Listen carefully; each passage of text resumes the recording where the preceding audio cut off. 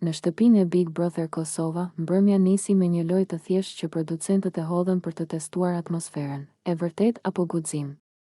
Banorët u ulën në rreth, dritat u zbehen pak për t'i dhënë më shumë dram lojës dhe energjia filloi të ngrihej që nga sekonda e parë, por askush nuk e priste që loja do të kthehej në një moment të qëndrueshëm mes Benitës dhe Tonit. Një moment që s'do harrohej lehtë. Toni rrinte i qetë në fillim, i mbështetur pas divanit, ndërsa Benita, e gjithë e gjallë dhe e qeshur, provokonte me batut çdo njeri që vinte në radhë. Kur erdhi radha e Tonit, Arditi që po drejtonte lojën ja hodhi menjëherë pyetjen: e vërtet apo guxim? Toni pa drejt Benitës.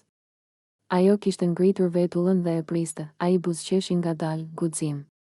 Banorët shpërthyen në brohoritje, sepse e dinin që me guximin e Tonit mund të ndodhte gjithçka. Arditi qeshi dhe shtoi, e ke dëgjuar publikun.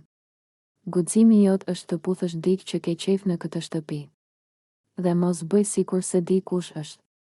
Benita uli kokën, por buzëqeshja e saj e tradhtoi. Mbi të gjithëve ndiej një tension i ëmbël, një valë e ngrohtë që shtrihej në gjithë dhomën. Toni u ngrit ngadalë. Ecja e tij e qetë dhe e sigurt bëri që banorët të fillonin të fishkëllenin dhe të shikonin njëri tjetrin duke qeshur. Ai ndaloi pikërisht para Benitës, ajo ngriti sytë, e shtanguar për disa sekonda. A je gati për lojë? I tha Toni me ton të ulët. Benita u përkul pak përpara, duke i provokuar sytë e tij. Unë jam gjithmonë gati për lojë. Dhe pikërisht aty, pa e zgjatur, Toni e mori fytyrën e saj me duar dhe i dhuroi një puthje të butë, të qartë, në buzë. E butë në fillim, pastaj pak më e gjatë se ç'lejohet zakonisht në një lojë.